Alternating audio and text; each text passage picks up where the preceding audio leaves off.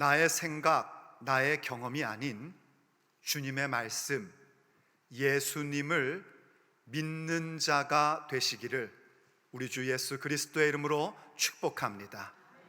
믿는 자에게 주시는 하나님의 은혜, 그 약속의 말씀의 성취의 사건이 우리 인생 여정의 이야기가 될 줄로 믿습니다. 믿으시면 아멘 하십시오. 믿는 자에게는 능치 못함이 없습니다. 믿는 자들에게는 하나님의 표적을 나타내 보여주십니다. 하나님은 우리 예수님 믿는 자들을 의롭다 하시고 세상을 이기는 이김을 믿는 자들에게 주십니다. 믿는 자들은 어두움 가운데 거하지 않습니다. 오히려 약속의 말씀의 성취, 그 빛 가운데에 걸어가는 사건을 경험하며 살아갑니다. 그 무엇보다도 믿는 자에게는 하나님의 자녀가 되는 권세를 주시고 영생을 주십니다. 원하시면 아멘 하십시오. 그래서 오늘 주님께서 본문을 통하여 우리에게 그렇게 말씀하시는 겁니다. 믿음 없는 자가 되지 말고 믿는 자가 되라. 주님의 말씀입니다. 오늘 본문의 내용을요, 우리가 조금 연구를 해보면 이 요한복음 20장이라는 위치는 사실 요한복음의 모든 내용을 결론으로 짓는 챕터입니다.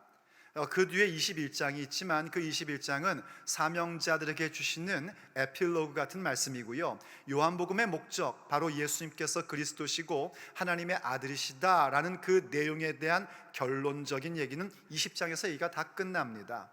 그렇기 때문에 사실 예수님께서 부활하셔서 제자들을 만나 평강과 성령과 권능을 주시고 우리의 삶의 현장 가운데로 보내시는 사건으로 딱 끝나도 아주 자연스럽습니다. 혹 요한복음이 조금 더 뭘 얘기하고 싶다 그러면 곧장 30절과 31절로 가서 이 책의 목적을 설명해 주는 것으로 끝나도 매우 간결하고 깔끔합니다. 그런데 참 이상하게 요한복음은 우리에게 도마의 이야기를 하나 더 소개를 해줍니다. 도마의 이야기를 굳이 집어넣어서 우리에게 믿는 자가 되어야 한다는 그 메시지를 주고 있습니다. 참 이상한 일입니다. 그렇지만 이건 매우 중요한 일입니다. 우리가 아무리 주님의 보내심을 받고 평강과 성령을 받아 권능을 행하는 삶을 체험하며 산다 할지라도 결국은 그 자리에서 우리는 모두 다 믿는 자이어야 합니다. 아니 목사님, 당연히 성령 세례 받고 성령 충만하고 평강 받고 밖에 나가서 삶의 현장 가운데 하나님의 권세, 예수님의 권세와 능력을 가지고 살아간다면 당연히 믿는 자 아닙니까? 맞아요, 믿는 자입니다. 그런데 그게 항상 그런 것은 아니더란 말입니다. 한번 히브리서 6장 4절 이하의 말씀을 보십시오. 히브리서 6장 4절 이하는요, 이렇게 말씀하고 있습니다. 한 번 빛을 받고, 예수님 믿는 자에 대한 얘기입니다. 하늘의 은사를 맛보고, 바로 하나님의 하늘의 은사라는 것은요, 하나님이 주시는 은사인데 이 은사는 성령님의 나타나심입니다. 당연히 성령에 참여한 바 된 사람입니다. 말하자면 성령 체험 받은 사람이란 말이에요. 그래서요, 그 다음 절 보세요. 하나님의 선한 말씀과 내세의 능력을 맛봤답니다. 하나님의 선한 말씀, 바로 성령님이 함께 하시니까 그 말씀의 성취를 경험하며 사는 것입니다. 말씀의 성취를 경험하는 것은 이 땅의 것이 아닙니다. 내세, 곧 천국, 우리가 갈 본향 하나님 나라의 능력을 미리 체험하고 경험하는 겁니다. 얼마나 탁월한 믿음의 삶입니까? 그야말로 예수님께서 보내심을 받은, 예수님의 보내심을 받은 자로서 우리의 삶에서 그렇게 놀라운 말씀의 능력과 하늘의 능력을 체험하는 성령 충만한 사람임에 틀림없습니다. 그런데 그러한 사람들도 어떤 일이 가능한가? 그 다음 구절 보세요. 타락한 자들은, 그러고도 타락한 자들은 다시 새롭게 하여 회개하게 할 수 없나니 이는 그들이 하나님의 아들을 다시 십자가에 못 박아 드러내놓고 욕되게 함이라. 타락이 있다는 겁니다. 어떤 분은 그럽니다. 이 구절 말씀은 있을 수 없는 일인데 그냥 하신 말씀이래요. 하나님의 말씀은 있을 수 없는 일이 한 개도 없습니다. 하나님이 있을 수 없는 말씀을 하나님의 말씀으로 기록해 줄 리가 없습니다. 아무리 성령의 충만함을 체험했다 할지라도 삶의 현장 가운데서 하나님의 능력을 경험했다 할지라도 타락하는 경우가 있더란 말입니다. 언제요? 교만해질 때요. 하나님께서 주신 능력인데 어느새 내 능력인 것처럼 착각할 때요. 하나님께서 주신 권세인데 내 권세인 줄 착각하며 교만할 때에 우리는 일단은 얻어맞습니다. 그때 맞는 것은 복받은 것입니다. 그런데도 계속 교만하면 결국 타락하게 됩니다. 타락하면 정말 답이 없습니다. 그래서 이렇게 무서운 경고를 우리에게 주고 계신 겁니다. 그래서 타락하지 않으려면 어떻게 해야 되는가? 정말 믿는 자가 되어야 합니다. 그래서 예수님께서도 그렇게 말씀하셨지 않습니까? 나더러 주여 주여 하는 자마다 다 천국에 들어갈 것이 아니다 하셨습니다. 이때 주여 주여 하는 자들은 그저 교회 예배당 마당만 밟고 왔다 갔다 하는 사람이 아닙니다. 주님의 이름으로 선지자 노릇도 했고 귀신도 쫓아냈고 능력도 행했던 사람들입니다. 그야말로 성령 충만함 가운데 권능을 행했던 사람들인데 그들을 향해서 하신 말씀이에요. 나더러 주여 주여 하는 자마다 천국에 다 들어갈 것이 아니라 오직 아버지의 뜻대로 행하는 자여야 하리라 하셨습니다. 그때 아버지의 뜻대로 행한다는 것을 간단히 얘기하면 무엇인가? 예수님을 믿는 자가 되는 것입니다. 그래서 믿는 자가 되셔야 됩니다. 그렇기 때문에 요한복음이 마치 다 끝난 것 같은, 우리에게 성령 보내주시고 평강 주시고 권능까지 주신 이야기로 끝난 것 같은데 그 놀라운 권능의 삶에서 다시금 우리를 어디로 끌고 가고 있는 거냐면 믿음의 기본기로 끌고 가는 겁니다. 왜냐하면 그렇게 권능의 삶을 살던 우리들도 항상 믿음의 기본기를 잘 구축하고 그 기본기가 튼튼해야 되기 때문입니다. 그렇게 해서 믿는 자가 되어야 믿는 자에게 주시는 권세, 믿는 자에게 주시는 표적, 이 모든 것들이 우리의 삶에 성취되게 되고 하나님의 권능의 삶을 살더라도 교만해지는 자가 아니라 도리어 주 앞에 더욱더 겸손한 자가 되어서 하나님께서 높이 세워주시는 인생으로 설 수 있는 것입니다. 그렇다면 과연 주께서 말씀하신 믿는 자가 되기 위하여 우리가 늘 연습해야 되고 늘 탑재해야 될 그 믿음의 기본기라는 것은 과연 무엇이겠습니까? 오늘 주님께서 주시는 본문의 말씀을 통해서 우리가 듣고 늘 구해야 할 메시지입니다. 첫째, 믿는 자가 되기 위하여 우리가 꼭 가져야 할 기본적인 믿음은 모이는 믿음입니다. 함께 모이는 믿음입니다. 지금 요한복음 20장 특별히 도마의 이야기에서는요, 바로 예수님께서 모여 있는 제자들 가운데 찾아오시는 이야기를 우리에게 보여주고 있습니다. 그 모임 가운데 예수님이 오셔서 제자들을 만나주시는 그 놀라운 은총의 사건을 얘기해주고 있는 겁니다. 자, 무슨 얘기인지 한번 본문으로 가보겠습니다. 24절 말씀입니다. 12 제자 중에 하나로서 디두모라 불리는 도마는 예수님께서 오셨을 때에 거기에 어떻게 했대요? 함께 있지 아니한지라. 지금 이때가 어느 때냐면 예수님께서 부활하신 그 첫날, 부활한 첫날, 안식 후 첫날인 그 일요일입니다. 바로 우리가 지금 주일로 섬기는 이 날입니다. 그 주일, 예수님의 부활 이후 말하자면 인간의 역사 속에서 첫 번째 주님의 날, 첫 번째 주일에 제자들이 모여 있었던 겁니다. 물론 그들은 예수님을 예배하기에 모인 게 아니었습니다. 두려움 가운데 모여 있었습니다. 비록 그들이 두려움 가운데 모여 있었지만 그건 문제될 게 없었습니다. 왜냐하면 부활하신 예수님께서 그들을 만나러 그들의 모임 가운데 오셨기 때문입니다. 그들의 모임 가운데 오셔서요, 두려움의 모임이 주님을 예배하는 모임으로 승화됩니다. 그래서 인류 역사의 첫 번째 주일의 예배가 돼버린 겁니다.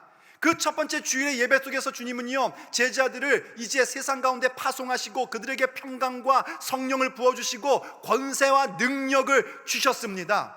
그러니 얼마나 기쁘겠습니까? 이젠 끝났나 보다 두려움 가운데 모였는데 두려움의 모임이 아니라 권능받는 모임이 되었고, 예수님 만난 모임이 되었고, 보내심을 받는 예배 모임이 되었으니 얼마나 기쁘고 행복하겠습니까? 그런데 그 가운데 누가 빠졌어요? 디두모, 이게 쌍둥이란 뜻인데 그 디두모라 하는 도마가 그 자리에 빠졌답니다. 왜 도마가 그 자리에 빠졌는지 잘 모르겠습니다. 뭐 실망해가지고 그냥 자기 갈 길 간 건가? 그것 같진 않아요. 왜냐하면 다시 들어온 거 보니까요. 뭐 자기의 개인적인 용무 때문에 갔는가? 사실 그렇지 않습니까? 우리가 예배에 안 나오는 이유는 101가지 이유가 있잖아요. 그런 것처럼 도마도 무슨 이유인지 모르겠지만 하여튼간 그 자리에 없었던 겁니다. 그 자리에 없으니 오신 주님을 만나지 못하고 그분의 임재도 경험을 못합니다. 그럼 여러분 어떤 현상이 나온 줄 아십니까? 참 엉뚱한 말, 엉뚱한 생각, 엉뚱한 태도들을 보이기 마련인 겁니다. 그 다음 25절을 보십시오. 어떻게 하는지. 다른 제자들이 그에게 이르되 우리가 주를 보았노라 하니 도마가 이르되 내가 그의 손에 못자국을 보며 내 손가락을 그 못자국에 넣으며 내 손을 그 옆구리에 넣어보지 않고는 믿지 아니하겠노라, 이렇게 얘기를 합니다. 여러분 이것 좀 보십시오. 지금 다른 제자들은 부활하신 예수님을 만난 거예요. 그러니 얼마나 흥분이 되고 감격스럽겠습니까? 어쩌면 얼굴이 빨개졌을 것 같아요. 막 은혜가 충만해가지고. 근데 도마가 마침 탁 들어오는 거예요. 예수님 가신 다음에. 그래서 도마에게 얘기한 겁니다. 우리가 주를 보았어. 그런데 도마가 뭐랍니까? 에이 설마 아니겠지, 이 정도가 아닌 겁니다. 아주 지독한 불신의 말을 하는 겁니다. 이거 원문 자세히 보면 결론은 뭐냐면 난 안 믿을 거야, 이 얘기입니다. 안 믿겠다는 겁니다. 이렇게 엉뚱한 얘기를 합니다. 왜요? 이유는 뭡니까? 그 자리에 없었기 때문입니다. 사실 바로 이 부분 때문에 우린 도마에게 별명을 하나 붙여줍니다. 의심 많은 도마. 왜 노래도 있잖아요. 의심 많은 도마처럼 물었네 내가 주를 처음. 잘 모르시는 표정인데 그런 노래가 있습니다. 그런 노래도 있을 만큼 도마의 별명은 의심입니다. 근데 어떤 학자가 그러더라고요. 도마 억울하대요. 왜냐하면 다른 제자들도 안 믿었거든요. 기억하시죠? 여자들이 부활하신 예수님을 만나고 와서 제자들에게 예수님 부활하셨다 했더니 제자들이 전부 다 나온 반응이 뭐냐면 그 여인들의 말을 허탄한 말로 여겼대요. 아이고 또 여자들이 뭐 헛개비를 봤나 보다, 참 허무한 얘기한다, 의미 없는 말 한다, 그렇게 여겼다는 겁니다. 전부 다 안 믿은 겁니다. 전부 다 예수님 부활 의심한 겁니다. 그런데 그럼에도 불구하고 모여 있으니까 모임 가운데 주님이 나타내 주셨고 만나 주셔서 그들에게 믿음을 주신 겁니다. 그런데 도마는 그 자리에 없었단 말입니다. 그래서 이런 아주 시니컬한 냉소적인 그런 불신의 말을 막 내뱉은 겁니다. 교회에서도 그런 분들 꼭 계십니다. 잘 나오다가 아주 중요한 말씀이 증거될 때 안 나오시는 분들이 참 안타깝지만 꼭 계십니다. 또 어떤 분들은 찬양은 막 좋아가지고 막 하다가 말씀이 시작되면 쑥 나가시는 분들이 계십니다. 그리고 안 돌아오세요. 그거 이 예배 아닙니다. 또 어떤 분들은요 교회에서 봉사도 하고 다른 모임 다 참석해요. 그런데 예배는 안 들어와요. 그건 봉사하시면 안 됩니다. 큰일 납니다. 그 봉사하는 자리에서 큰 소리 나고 싸움 납니다. 여러분들은 예배자로 먼저 부르심을 받아야 되고 그래야 봉사도 예배가 될 수 있는 것입니다. 안 그럼 내가 이렇게 봉사하는데 니들 뭐해 이러고서는 이상한, 아주 그 이상한 말과 행동과 태도가 나오기 시작을 합니다. 전부 다 주님 못 만나서 그런 겁니다. 이 모이는 것을 여러분들이 귀히 여길 줄 알아야 됩니다. 안 그런가 보십시오. 그 다음 절 말씀 보세요. 26절 여드레를 지나서 이렇게 표현해요. 이 여드레라는 건 여러분들이 좀 이해를 하셔야 되는데 이건 유대인들의 날짜 세는 방법입니다. 유대인들은 어떻게 날짜 세냐면 우리 한국 사람 옛날에 날짜 세듯이 셉니다. 첫째 날과 마지막 날을 다 세워요. 그러니까 예수님께서 금요일 날 십자가에서 돌아가셨는데 일요일 날 부활하셨는데 어떻게 3일이냐? 금, 토, 일 이렇게 세기 때문에 3일인 겁니다. 그러니까 이 여드레라는 건 뭐냐면 실제 우리식으로 표현하면 7일 후에, 일주일 후에라는 거예요. 다시 말해서 첫 번째 주일의 모임 가운데 도마가 참석 못했었고 두 번째 주일이 온 겁니다. 두 번째 주일이 지나서 다시 본문 보시면은요 제자들이 다시 집안에 있을 때에 그때는 도마도 함께 있었습니다. 그리고 상황은 지난 주일과 똑같았었습니다. 문들이 닫혔는데 예수님께서 오셔서 가운데 서서 이르시되 너희에게 평강이 있을지어다 하신 거예요. 두 번째 주일의 모임 가운데 예수님이 그 자리에 다시 지난주와 똑같이 호련히 나타나셔서 평강을 빌어주신 거예요. 그러면서 이때에 나타나셔서 누구에게 초점을 맞추냐면 도마에게 초점을 맞추시는데, 이건 도마만이 아니라 그 당시에 있던 제자들도, 그리고 오늘 이 말씀을 듣고 있는 우리들도 믿는 자가 되어야 한다는 그 메시지를 주시고자 하는 것이었습니다. 한번 생각해 보십시오. 아니 정말 예수님께서 도마에게 그렇게 믿음을 주시고 싶었다면 도마가 막 그렇게 지독한 불신의 말을 할 때에 뒤에서 등을 니 뭐라 캤노? 이 한마디 하시면 얼마나, 마치 드라마처럼 그렇게 하면 딱 끝나는 거예요. 다음 주 이 시간에. 그럼 얼마나 좋아요. 혹은 그 주중에 주님이 좀 개인적으로 도마를 만나주셨으면 얼마나 좋았을까요? 물론 예수님께서는 그렇게 하시는 일도 있으십니다. 하지만 지금 요한복음을 통하여 우리에게 주시고 싶은 메시지는 그 모이는 믿음에 대한 것을 메시지로 주시고자 일부러 도마를 안 만나주신 겁니다. 일주일 동안 얼마나 갈등했을까요? 예수님을 만난 자들과 그것을 믿지 못하는 자들 사이에 얼마나 큰 갈등이 있었을까요? 어쩌면 고성이 왔다 갔다 했을지도 모릅니다.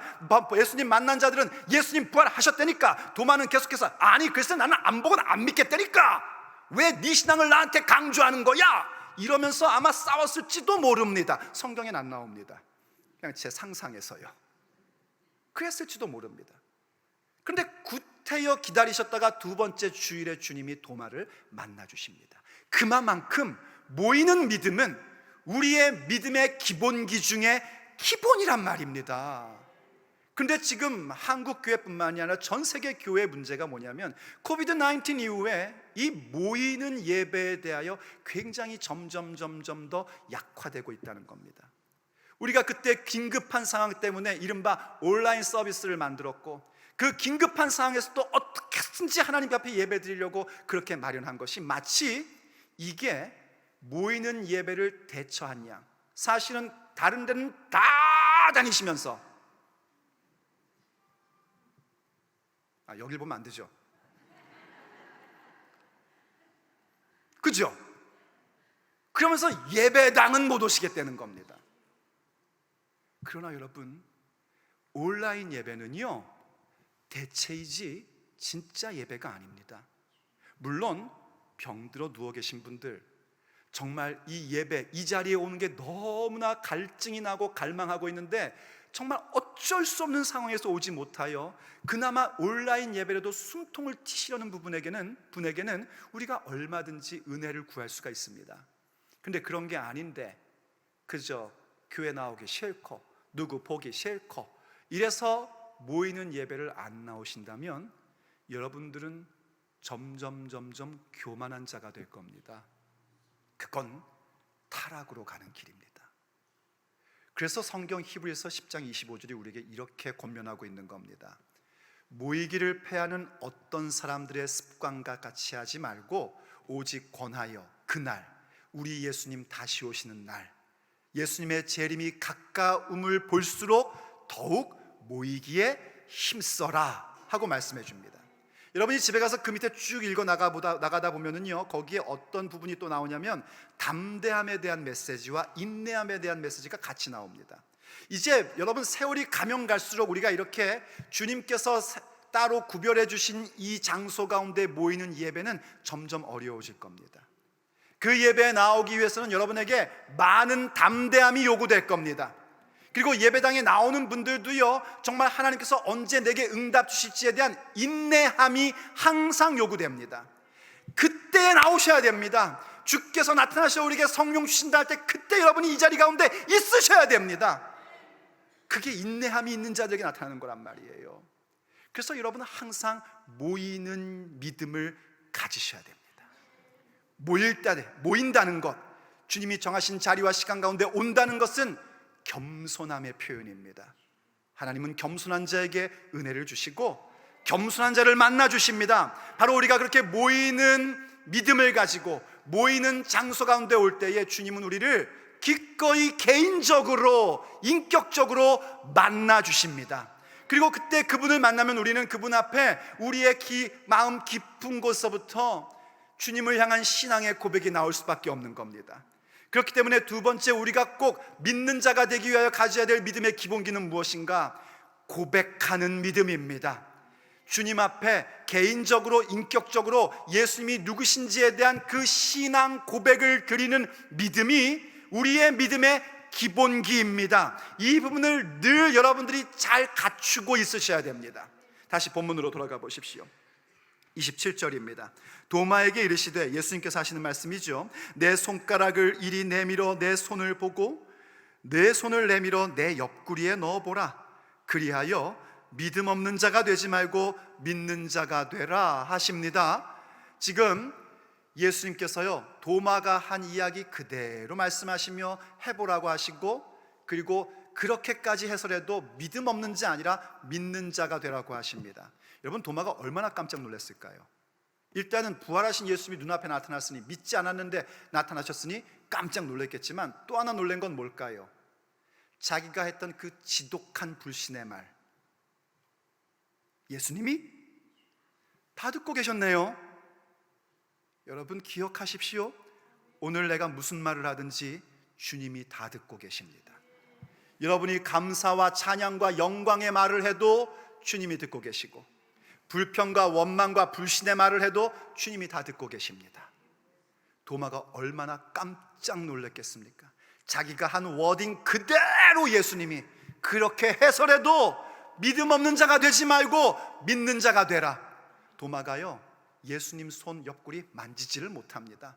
감히 만지지를 못합니다. 보는 순간 그는 주님 앞에 꼬꾸라질 수밖에 없는 겁니다. 그래서 그렇게 고백합니다. 28절, 도마가 대답하여 이르되 나의 주님이시요 나의 하나님이시니이다 하고 고백을 합니다.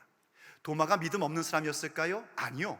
도마도 예수님을 따르던 제자였습니다. 특별히 요한복음은 도마에 대한 에피소드를 오늘 본문을 포함하여 세 가지를 얘기하는데, 그때마다 도마가 얼마나 괜찮은 사람인지를 우리가 발견할 수 있게끔 됩니다. 요한복음 11장에 보면은요, 유대인들이 예수님을 돌로 들어서 예수님을 죽이려고 했습니다. 하지만 아직 예수님의 때가 아니었거든요. 그래서 예수님께서 제자들을 데리고 요단강 동쪽으로 가십니다. 그곳은 바로 세례 요한이 사역을 하던 자리였어요. 그곳에서요, 예수님의 사역이 아주 잘 됐었습니다. 많은 사람들이 예수님을 믿었어요. 표적을 보면 예수님을 믿는 역사가 나타난 겁니다. 그런데 어느 날 베다니에 있는 나사로라는 사람이 죽어간다는 소식이 들려옵니다. 예수님께서요, 이틀 동안 고의적으로 더 그 지역에 머무십니다. 이유는 왜 그러냐면, 죽은 나사로를 살리셔서 예수님만이 부활이요 생명이심을 나타내 주시는 표적 행하시려고 고의적으로 이틀 더 유하신 겁니다. 하지만 제자들은요, 예수님이 그래도 예수님이 눈치가 있으셔, 유대에 가면 사람들이 또 죽이려고 할 거니까 그래서 안 가시는가 보다, 이렇게 생각을 했는데, 이틀을 더 유하시고 자 나사로한테 가자 하시는 거예요. 그때 제자들이 전부 다 뭐라고 그런지 아십니까? 주님, 전에도 유대인들이 돌로 치려고 하렸는데 거기 가겠다고요? 못 가겠다는 겁니다. 가지 말라시는 거예요. 근데 그때 베드로가 아니라 도마가 나서서 얘기를 합니다. 우리도 주와 함께 죽으러 가자. 이건 사실 제자도를 아는 사람의 표현입니다. 제자는 스승이 가는 길을 죽어도 따라가는 게 제자입니다. 예수님 가신 길 죽어도 따라가겠다고 결단하는 게 제자의 모습인 겁니다. 그뿐만이 아닙니다. 예수님께서 잡히시던 날 밤에요, 제자들을 불러 모으시고 예수님께서 이제 곧 십자가에서 죽으실 것과 예수님께서 제자들을 떠나실 것을 말씀하십니다. 그때 베드로가 도대체 어디 가든지 예수님 따르겠다고 하니까는요, 예수님께서 베드로에게 너는 다 구기기 전에 3번 나를 모른다고 부인할 거야, 이렇게 말씀을 하십니다. 제자들이 얼마나 걱정이 됐겠습니까? 얼마나 두려웠겠습니까? 그 모습을 보고 예수님께서 요한복음 14장 1절에서 말씀하십니다. 너희는 마음에 두려워하지 말아라. 아버지를 믿으니 또 나를 믿으라 하십니다. 그러면서 계속해서 하신 말씀이 뭐냐면, 너희는 내가 가는 곳을 알고 그 길도 알리라 하고 말씀을 해주셨어요. 근데 사실 제자들은 전혀 이해하지를 못했습니다. 예수님께서 어디로 가시는지 그 길이 무엇인지 알지를 못했어요. 하지만 너무 두려운 나머지 차마 예수님께 어디 가시는데요? 하고 묻지도 못했습니다. 그때 또 나선 사람이 도마입니다. 주님, 주께서 어디로 가시는지를 모르는데 그 길을 어떻게 안단 말입니까? 그러자 예수님께서 그 유명한 말씀을 해주신 겁니다. 내가 곧 길이요 진리요 생명이니 나로 말미암지 않고는 아버지께로 올 자가 없느니라. 그 유명한 말씀, 그 말씀이 바로 우리가 도마의 질문 덕분에 그 귀한 메시지를 받게 된 겁니다. 참 도마는 그렇게 괜찮은, 제자의 도를 알고 영성의 길이 무엇인지를 알고자 하는 괜찮은 사람이었습니다. 하지만 결정적 순간, 예수님이 잡히시던 날 밤에는 그도 도망친 제자에 불과했었습니다. 그리고는 낙심한 나머지 이렇게 불신의 말을 한 것이고, 모임 가운데 함께하지 않다 보니 부활하신 주님을 만날 기회도 놓쳐서 이렇게 엉뚱한 행동을 한 겁니다. 그런데 두 번째 주일 다시 모임 자리 가운데 그도 있을 때에 주께서 그를 만나주시고, 그렇게 만나니 그가 예수님을 향하여 이젠 진정한 신앙 고백, 그저 인간적인 도리로 제자의 도리가 아니라 그저 한 영혼을 가진 존재에게 영성의 길을 알고 싶은 정도가 아니라 예수 그리스도를 명확히 아는 자로서 주님 앞에 고백한 겁니다. 나의 주, 나의 하나님이십니다. 여기에 주라는 것은 내가 순종하고 따라야 할 뿐이라는 얘기입니다. 하나님이라는 단어는요, 내가 오직 예배를 드려야 할 존재요, 내 인생의 목적이라는 얘기입니다. 그런데 그때 나의 주, 나의 하나님 할 때 정말 중요한 건 뭔지 아십니까? 나의라는 겁니다. 많은 학자들은요, 이 구절을요 요한복음의 클라이맥스라고 합니다. 왜냐하면 요한복음이 얘기하고자 하는 것은 간단히 얘기하면 예수님께서 그리스도시고 하나님의 아들 곧 하나님이신 것을 증명하는 것이거든요. 그리스도란 주인입니다. 구세주, 우리의 주인이시라는 거예요. 우리가 따라야 할 분, 우리가 믿고 따라야 할 분이라는 것과 그분이 하나님의 아들 곧 하나님, 우리의 예배를 받으셔야 될 분이고 우리의 삶의 목적이어셔야 될 분이다, 이걸 얘기하는 게 이 요한복음의 목적이거든요. 근데 왜 도마의 이 이야기가 클라이맥스라고 하는가? 그냥 단순히 주, 단순히 하나님이 아니라 나의 주, 나의 하나님 되어야 하기 때문인 것입니다. 이게 믿음의 기본입니다. 이 기본기로 돌아오지 않으면 아무리 능력을 체험하고 아무리 교회에서 많은 사역을 했어도요, 결국은 자기가 주인이 되려고 합니다. 교회 행사를 자기 마음대로 하려고 그러고요, 자기가 하나님이 되려고 합니다. 사람들이 자기를 칭송해야 되고 나를 높이 봐야 되고 나를 고마워해야 되고, 그런 모습으로 타락하게 됩니다. 능력이 많이 나타나면 나타날수록 그렇게 되고, 직분이 많으면 많을수록 그렇게 되고, 신앙의 연수가 많으면 많을수록 그렇게 되는 겁니다. 그래서 지금 주님이 우리에게 믿음의 기본기로 돌아오게 하시는 겁니다. 능력 나타났고 주의 열심히 했고 주님이 주신 평강 가지고 있고 주님 주신 성령 충만한 자 정말 잘하는 겁니다. 저는 정말 여러분들 전부 다 성령 충만한 자 되기를 간절히 원합니다. 능력 받기를 원합니다. 그러나가 아니에요. 그리고 그 능력 행함을 경험하며 살아갈 때마다 다시 믿음의 기본기를 튼튼하게 하셔야 됩니다. 모이는 믿음 가지셔야지 되고, 예수님만이 나의 주요, 나의 하나님이심을 고백하는 믿음 튼튼하게 가지셔야 됩니다. 그건 이런 것입니다. 갈라디아서 2장 20절을 보십시오. 여러분 유명한 말씀이니까 같이 한번 읽어볼게요. 시작. 내가 그리스도와 함께 십자가에 못 박혔나니 그런즉 이제는 내가 사는 것이 아니요 오직 내 안에 그리스도께서 사시는 것이라. 이제 내가 육체 가운데 사는 것은 나를 사랑하사 나를 위하여 자기 자신을 버리신 하나님의 아들을 믿는 믿음 안에서 사는 것이라. 아멘. 이제 우리는 그리스도 안에서 다 죽은 겁니다. 우리의 옛사람, 옛성품, 옛 욕망은 다 죽은 거예요. 우린 그리스도와 함께 살아가는 존재들입니다. 그럼에도 불구하고 우리는 아직까지 육체 가운데 살고 있지 않습니까? 근데 왜 육체 가운데 사는가? 육체 가운데 사는 이유는 무엇인가? 딱 한 가지예요. 하나님의 아들 예수 그리스도를 믿는 믿음 안에서 사는 것입니다. 그분이 다른 사람의 주인이 아니라 나의 주님이시고, 그분이 다른 사람의 하나님이 아니라 나의 하나님이심, 그 신앙 고백의 삶을 우리는 육체의 날들 가운데 살아가는 것입니다. 그것이 믿음의 기본기입니다. 이 기본기를 놓치면은요 정말 큰일 납니다. 이 기본기를 늘 튼튼하게 가지셔야지 되고, 이 기본기를 늘 점검하셔야지 되고, 이 기본기를 늘 여러분들이 연습하셔야 됩니다. 예수님만이 나의 주님, 나의 하나님.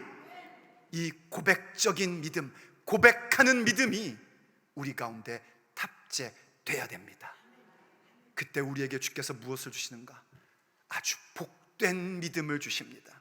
주의 말씀을 믿을 때 믿어지는 그 복받은 자의 믿음을 주시는데, 그것은 바로 믿는 자가 될 때 우리가 가져야 될 기본기인 주께서 주시는 복된 믿음입니다. 우리가요, 참 우리의 생각이 얼마나 많습니까? 아니, 지금 이 시대가 어느 시대인데 메타버스라는 것도 있잖아. 메타버스 들어보셨습니까? 메타버스라고요, 가상 공간 안에 모임을 갖는 거래요. 그래갖고 나를 하나 만들어서 거기다가 모아놓는 겁니다. 그래서 어떤 데는 메타버스 교회라는 걸 만든답니다. 여러분, 그 교회 아닙니다. 거기에 있는 그게 내가 아닙니다. 우린 이미 경험했잖아요. 인터넷에서 뭔가 댓글 칠 때 어떻게 칩니까? 자기의 인격은 사라지고 이상한 사람이 돼서 댓글 이상한 거 막 쓰잖아요. 그래서 이중인격자가 돼버리지 않습니까? 메타버스에 그 아바타가 치는 건 그건 내가 아닙니다. 내가 만든 나일 뿐입니다. 예배는요, 모이는 믿음으로 모여야 됩니다. 예수님께서 부활하셔서 제자들을 만나 주실 때에도 부활한 몸으로 그들을 찾아오셨고, 성령을 받으라 할 때도 숨을 내쉬며 성령을 받으라 하셨습니다. 그러니 모이는 믿음으로 온다는 것은 사실은 어떤 거냐면, 여러 가지 우리의 현대인의 생각이 있지만 그 모든 것들을 전부 다 버리고 주의 말씀 앞에 겸손함으로 나오는 겁니다. 그러니 그 겸손한 자들을 주님께서 만나 주시고, 주님을 만나니 그분 앞에 주님은 나의 주님이시고 나의 하나님이십니다, 이렇게 고백하는 믿음이 터져 나오게 되는 것이고, 그 고백하는 믿음이 사람에게 주님은 복된 믿음임을 선언해 주신단 말입니다. 다시 본문 29절을 보십시오. 이렇게 말씀하십니다. 예수님께서 이르시되 너는 나를 본고로 믿느냐? 보지 못하고 믿는 자들은 복되도다 하시니라. 아멘. 여기 너는 나를 본고로 믿느냐 하는 것은 우리 한글 성경도 그렇고 영어 성경도 그렇고 전부 다 의문문으로 번역을 해놨습니다. 근데 성경학자들의 말에 의하면 이것은 의문문으로도 볼 수 있고 동시에 평서문으로도 볼 수 있답니다. 의문문으로 보는 거면 지금 하나님, 예수님께서 도마를 책망하시는 겁니다. 도마가 책망받아야 될 이유는 두 가지입니다. 하나는 있어야 될 모임의 자리에 있지 않았던 것, 책망받아야 됩니다. 또 하나는 동료들이 전하는 말씀을 믿지 않은 겁니다. 그건 사람의 말을 믿어야 된다 이 얘기가 아닙니다. 사람의 말은 믿을 게 없습니다. 그런데 그 사람이 전달하는 하나님의 말씀은 믿으셔야 됩니다. 이 제자들이 지금 예수님이 부활하셨다는 말씀을 들었을 때 이 도마는요, 뭐가 생각나야 되냐면 예수님께서 이미 십자가를 지시기 전에 하셨던 부활에 대한 말씀이 기억났어야 됐습니다. 그래서 어떻게 했었냐면은 그 얘기를 듣는 순간, 아, 이게 정말 주님이 말씀하셨던 그것가 보구나. 그럼 주님, 내 동료들을 만나신 것처럼 저도 좀 만나주세요, 이렇게 나왔어야 됐어요. 근데 그런 게 전혀 없습니다. 왜 그러냐면 예수님의 부활에 대한 말씀에 대해서 조금도 믿음이 없었기 때문입니다. 그렇기 때문에 그 부분, 주님 말씀을 믿지 않음에 대해서 그는 분명히 책망을 받아야 됩니다. 자, 근데 반면에 이게 평서문으로 번역이 되면 이건 이제 조금 다른 개념이 됩니다. 이건 뭐냐면 이런 겁니다. 세대의 차이입니다. 예수님이 육체로 계신 세대의 사람들, 예수님의 부활을 육체적으로 실제적으로 본 사람의 세대와 그것을 실제적으로는 보지 못한 세대의 차이를 얘기하는 겁니다.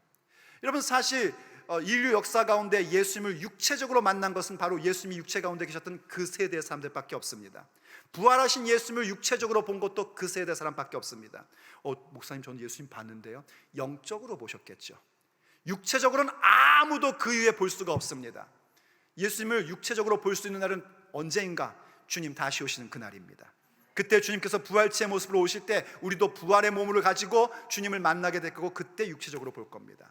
아무도 우린 예수님을 보지 못했습니다. 바로 그 세대의 차이를 얘기하는 것이고, 바로 이 사도들이 예수님을 직접 육체적으로 그 부활까지 목격한 자로서 그들이 전달하는 말씀을 통하여 믿게 될 세대를 얘기하는 겁니다. 바로 우리들을 얘기하는 겁니다.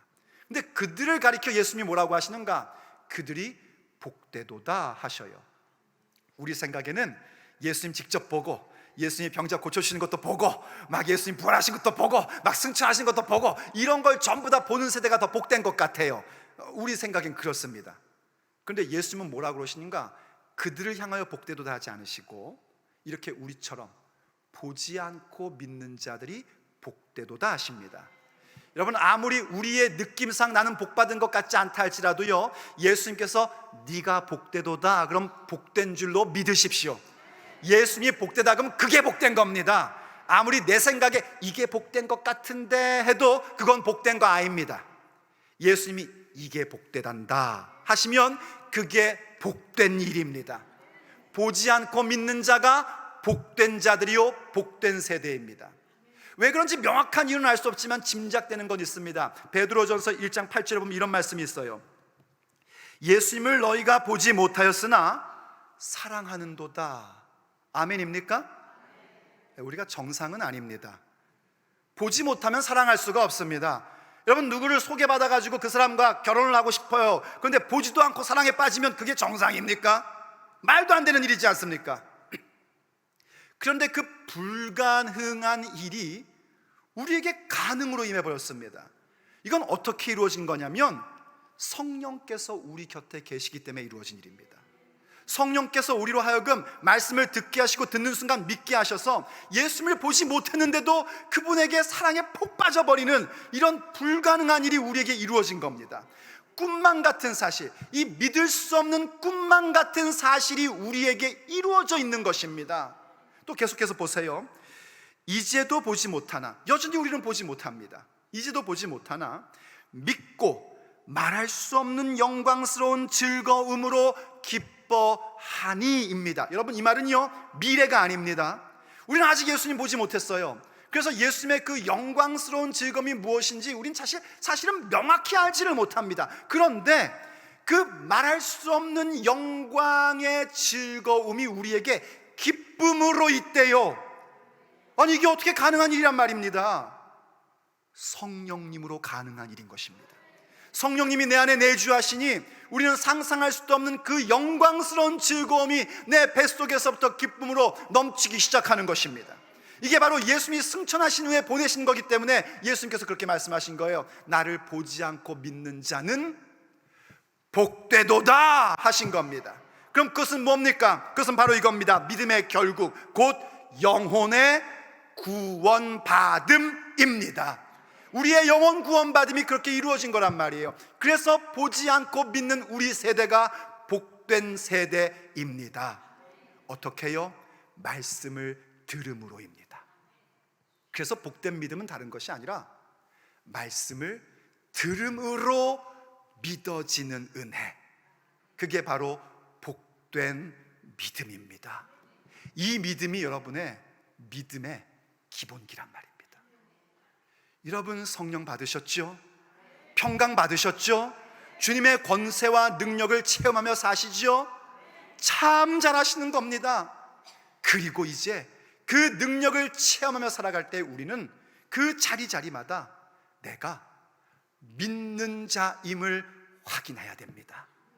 믿는 자가 되십시오.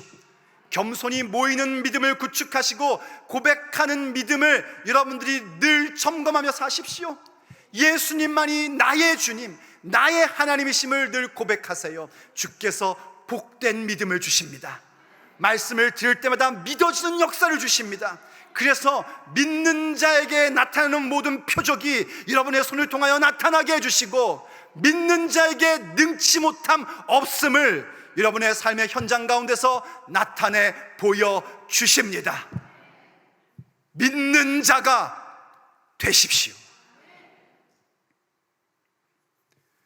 그러므로 오늘도 주님 앞에 함께 찬미하며 기도로 나가기를 원합니다. 우린 참 하나님의 놀라운 은혜와 권능을 받고 여기까지 왔습니다. 목사도 되고 장로도 되고 권사도 되고 집사도 되고 새생명교회 멤버도 되고, 하나님이 주시는 권세와 능력을 가지고 이 이민의 삶, 유학의 삶에서 그렇게 우린 지금 살아가고 있습니다.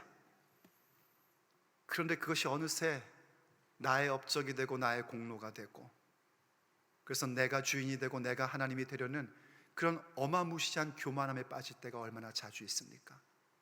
오늘 주께서 그것을 부수어 주셔야 됩니다. 그것을 위하여 우리는 모이는 믿음을 구축해야 되고, 주님만이, 예수님만이 나의 주 나의 하나님이라는 그 믿음을 다시 고백해야 됩니다. 그럼 주께서 복된 믿음 주십니다. 우리의 마음 가운데 말할 수 없는 주님을 향한 사랑을 주시고, 뭘 하나 하든지 주님 사랑해서 하는 사람이 되어버리고요, 우리의 가슴 속에 우리가 상상할 수 없는 그 놀라운 영광스러운 즐거움이 기쁨으로 넘치게끔 해주십니다. 표적이 나타나고요, 주의 말씀에 불가능이 없음을, 믿는 자에게는 능치 못함 없음을 주께서 나타내 보여주십니다.